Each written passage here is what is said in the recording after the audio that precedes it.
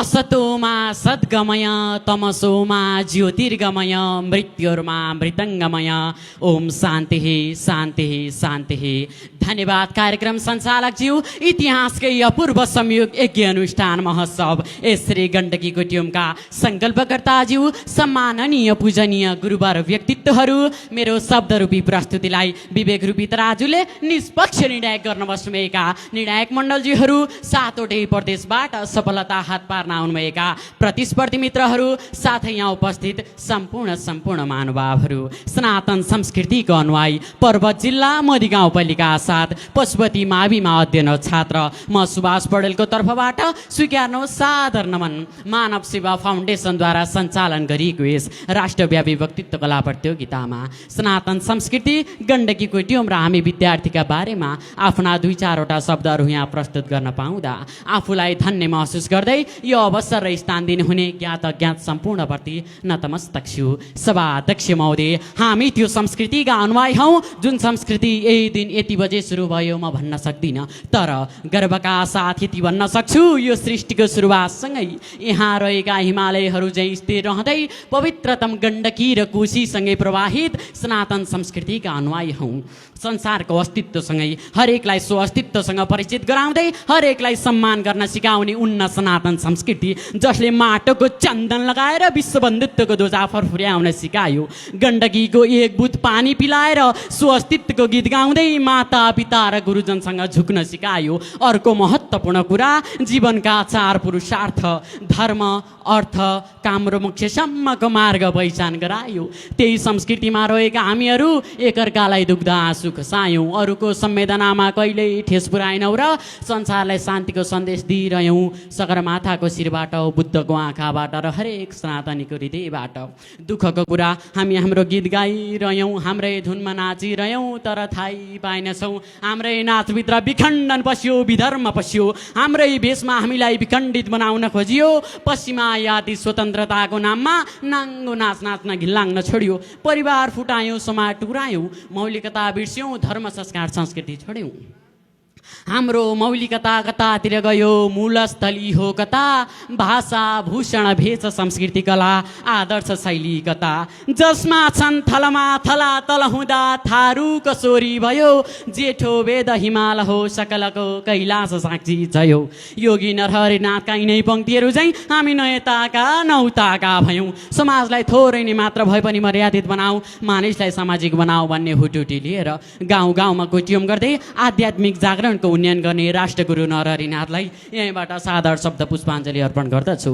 तिनै जुम्लाको विकट ठाउँमा जन्मिएका एउटा जोगी जसले राष्ट्रलाई के दियो, समाजको लागि कस्तो मार्ग पहिचान गरायो, यो आज हरेक राष्ट्रिय संयन्त्रहरूले बुझ्न जरुरी छ। आज यज्ञ गर्न हामीले हाम्रो सम्पत्ति र संस्कृति जोगाउन किन धौ धौ परिरहेको, यो हरेक जनले बुझ्न जरुरी छ र प्रश्न गर्नुपर्ने छ, हामीलाई हाम्रा कुराबाट किन वञ्चित गराइँदैछ। सभाध्यक्ष महोदय, संसारकै सर्वप्राचीन सभ्यता हो गण्डकी सभ्यता, जहाँबाट सृष्टिको सुरुवात भयो त्यही उर्वरा सस्यश्यामला धरतीको काख गण्डकी क्षेत्र, पोखरामा भइरहेको गण्डकीको टिम इतिहासकै दुर्लभ संयोग हो, जसको सुरुवात देवतारूपी सन्तहरूले गरेर पूर्णाहुति पनि देवतारूपी सन्तहरूले नै गर्नेछन्। केही दनुका सन्तान चण्ड र मुण्डहरूले मुष्टि बजार्दैमा यो सभ्यता डराउँदैन, कसैको चोरी अमला ठडिँदैमा यो सभ्यता डगमग्याउँदैन। हरेक सनातनीभित्र आशाको दीप छ, विश्वासको ज्योति छ, जसलाई पातहरू हल्लिँदैमा केही फरक पर्दैन। अरे जागरणको मसालो बलेपछि दन्किन्छ, डढेलो लगाउँछ पनि विधर्मीहरूलाई काली भनेर तर्साउँछ, पश्चिमा यात्री मिसिनरीहरूलाई मध्यरातको भूतले तर्साउँछ, तर्साइरहोस्, यहाँ त देवताको पूजा आराधना हुन्छ, भइरहन्छ। सभाध्यक्ष महोदय, अबाट अज्ञानदेखि ज्ञबाट ज्ञानसम्म पुर्याएर छोड्ने हाम्रो शिक्षालाई दिन प्रतिदिन बिगारिँदैछ।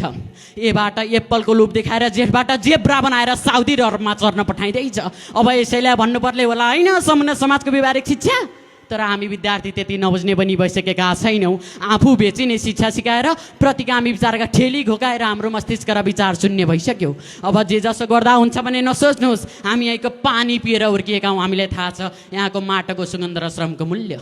हामीलाई हाम्रो मौलिकता चिन्नु छ, हाम्रो धर्म संस्कार र संस्कृति चिन्नु छ। खबरदार हामीलाई हाम्रा कुराबाट वञ्चित नगरियोस्। आजका विद्यार्थी भोलिका राष्ट्र सम्भागहरू हुन्, यिनका सुधामा सङ्कीर्णताको धागो नबानियोस्। अरूको गौतम बुद्ध बन्न हिँडिरहेका बच्चाहरूलाई अलिकति रोटीको लोभ नदेखाइयोस्। आदर्श राम राज्यको शोषण र स्वतन्त्र घोषणापत्र बोकेर हिँड्नेहरूलाई विखण्डनको भारी नबोकाइयोस्। आजका विद्यार्थी संसारसँग यति नजिक छन् कि उनीहरूलाई राष्ट्रपति घात गर्नेको चिनाइरहनु पर्दैन, समाज बिगार्नेको बिचाइरहनु पर्दैन। आजका पुस्ताले के सिक्दैछ, देख्दैछ, विचार गरियोस्। हामीलाई हाम्रो धर्म, संस्कार र संस्कृति पढाइयोस्। हामीलाई हाम्रो मौलिकताप्रति गौरव गर्ने वातावरण बनाइयोस्, जसको सुरुवात गण्डकीको टिमले गरेको छ। सभा अध्यक्ष महोदय, हामी विद्यार्थीहरू गण्डकीको टिमका भाग्यमानी सन्तान हौ। हामी यहाँ केवल पाठ्य पुस्तक पढ्दैनौँ, हामी यहाँ धर्म पढ्छौँ, संस्कार सिक्छौँ र कर्तव्य बोक्छौँ। हामी बिहान उठ्ने बित्तिकै अग्निसँग संवाद गर्छौँ, ओम भूर्भुवः स्वः भनेर। हामी हरेक दिन यज्ञमा आहुति दिन्छौँ, केवल घिउ होइन, आत्मा, लोभ र अहङ्कारको पनि। यसको टिमले हामी विद्यार्थीलाई यसरी तयार पार्छ कि हामी जहाँ गयौँ त्यहाँ शान्तिको सुगन्ध फैलियोस्। जसरी हरेक यज्ञको धुवाँ उठ्छ र आकाश छुन्छ, हाम्रो विचार पनि त्यस्तै उच्च, निर्मल र पवित्र बनोस् र हामीले यही भूमिमा रहेर सौहार्दको ज्ञान दिन सकौँ र भन्न सकौँ ओम। त्यसपछि सभा अध्यक्ष महोदय, अन्त्यमा हाम्रो आग्रह, हाम्रो प्रतिबद्धता, हामीलाई केवल अक्षर होइन अर्थ चाहिएको छ।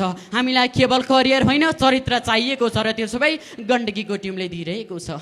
आजको युगमा जुन धर्मलाई पछौटे बनिँदैछ, हामी विद्यार्थीहरू गण्डकीको टिमबाट उठेको दीप जस्तै हाम्रो संस्कार र संस्कृतिलाई सम्हाल्ने प्रयत्न गरिरहेका छौँ। हामी चाहन्छौँ हाम्रा पुस्ताले आफ्नो जरा थाहा पाओस्, हाम्रा बालबालिकाले आफ्नो धर्मको मर्म बुझुन् र हाम्रो राज्य फेरि राम राज्य जस्तै आदर्श बनोस् र हामीले यही भूमिमा रहेर संसारलाई सौहार्दको ज्ञान दिइरहन सकौँ र भन्न सकौँ सर्वे भवन्तु सुखिनः, सर्वे सन्तु निरामया, सर्वे भद्राणि पश्यन्तु, मा कश्चित् दुःखभाग भवेत् भन्दै मेरा 2-4वटा शब्दहरू हेयन्ती गर्दै ओझेल पर्न चाहन्छु। जय सनातन संस्कृति, जय विद्यार्थी शक्ति, जय गण्डकी गोटी ओम।